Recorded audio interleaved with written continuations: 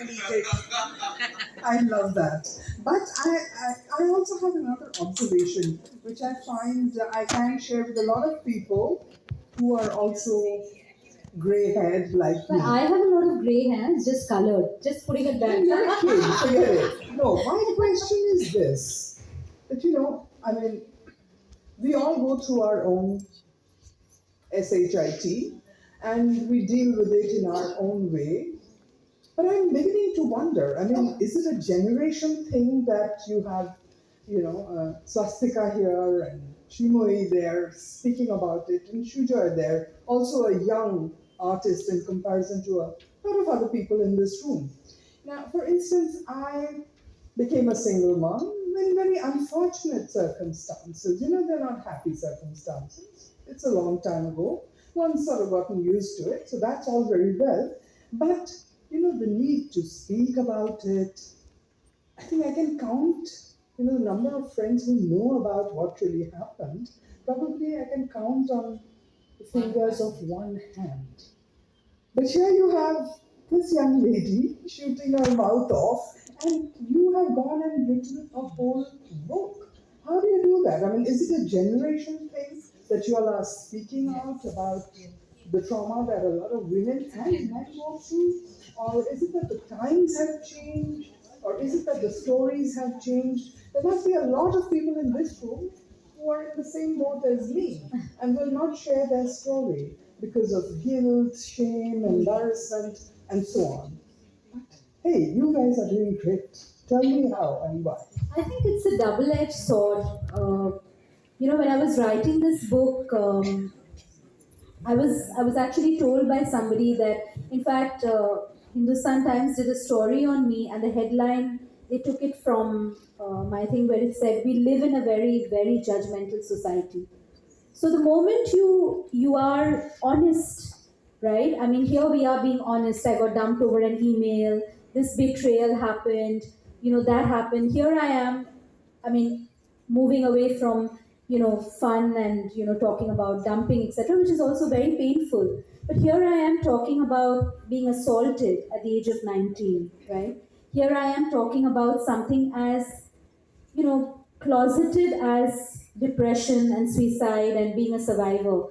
So, there's always, like, I was always told that, maybe people are going to think you're sensationalizing your dad's death to get a book deal. Oh, Or you're using your broken relationships to get a book deal. I was also told by, like, people in publishing that what if somebody slaps a defamation case on you, all these men, or somebody from your father's family, perhaps, because I'm not in touch with any of them. So at the end of the day, there is always Monideepa. It looks easy. Like, I've seen Swastika, her Instagram, before I met her. Again, very karmically, we were at this Karnavati University Lit Fest or Culture Fest or something, and we had been bumping into each other. Like, I saw her at the gates. She was waiting for her car, I was waiting for my car. Then both of us went to this Vishal and Shekhar concert. I saw Srishti actually. I didn't know her then, but I saw Srishti, buying food, and so somebody told me that Swastika's mine. Okay, like that. And then we sat together on the flight, and we really, all I missed was like a glass of whiskey and the lights to go dim and maybe a pashpalish, and I could just visualize, like khate boshe je, adda, soulful adda. Kintu dekho, it's not easy being brave, especially if you're a woman. It is not. I know for a fact that I have been trolled mercilessly. And when I say trolled, I have received like death threats, people calling up. I was kicked out of Facebook. There were so many people who complained about my account. You can do that. If there's a certain amount of people who report your account, even if the reports are not right. true, Facebook, which operates like a machine, like an algorithm, will block your account. So I was lucky that one of my readers and a fan, if I may say, and a wonderful friend now, was a big honcho at Facebook. It had to get fixed from the top headquarters. Dick pictures. Oh, that's like every day, and single shaming.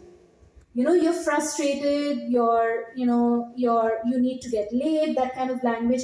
I think all of us women who write on sexuality, gender, who are not towing the government line, so to speak, are very vocal in our politics. I think gender is also like there's a politics of it.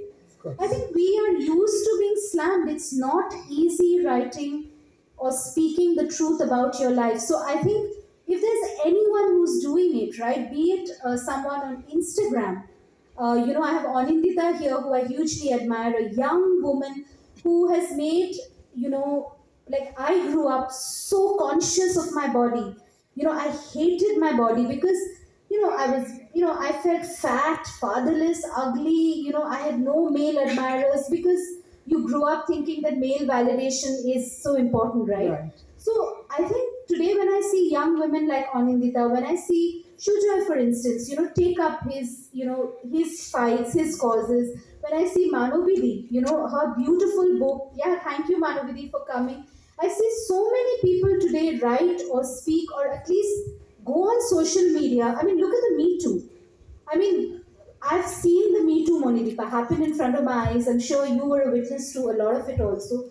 It's taken 20 years for, salute, salam, my friend Vinta Nanda, to start off what I think should have happened 15 years ago. Hats off to her. She's paid the price for that truth, right? Even now. But, it's not easy.